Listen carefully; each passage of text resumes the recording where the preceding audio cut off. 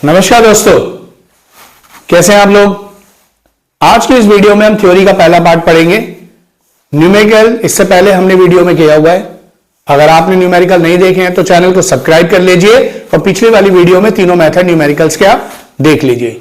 तो आज हम थ्योरी का पार्ट शुरू कर रहे हैं।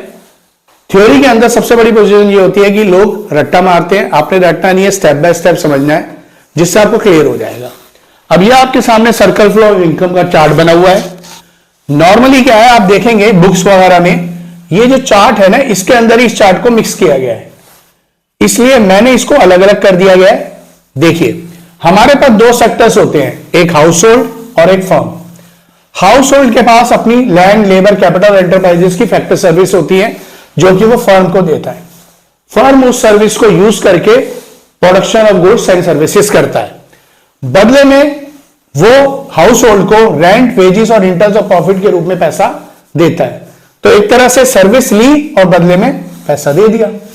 फिर हाउस होल्ड क्या करता है, उस पैसे को कंज्यूमर एक्सपेंडिचर यानी अपनी नीड्स के ऊपर गुड्स एंड सर्विसेज पे खर्च करता है।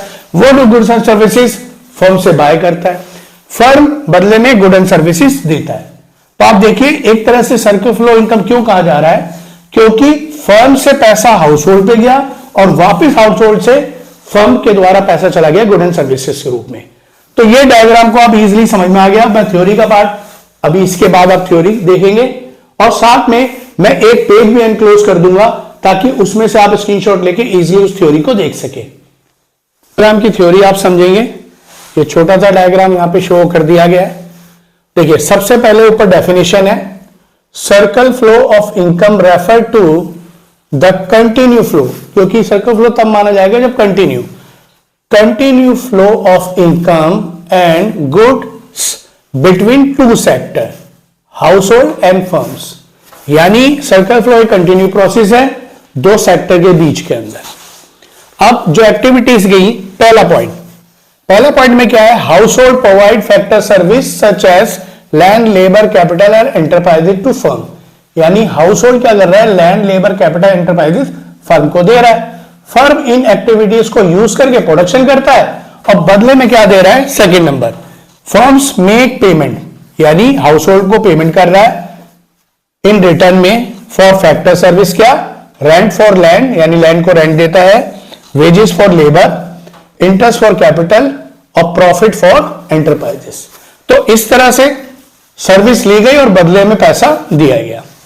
अब थर्ड नंबर क्या है, हाउस होल्ड क्या कर रहा है, फर्म्स की गुड एंड सर्विसेज को परचेज कर रहा है, यानी कंज्यूमर एक्सपेंडिचर कर रहा है, और फर्म जो है गुड एंड सर्विसेज को हाउस होल्ड को दे रहा है। तो house hold spend there income, अपनी इनकम को, जो इनकम फर्म से मिली है, they receive firm on good and services, good and services पे खर्च कर रहा है।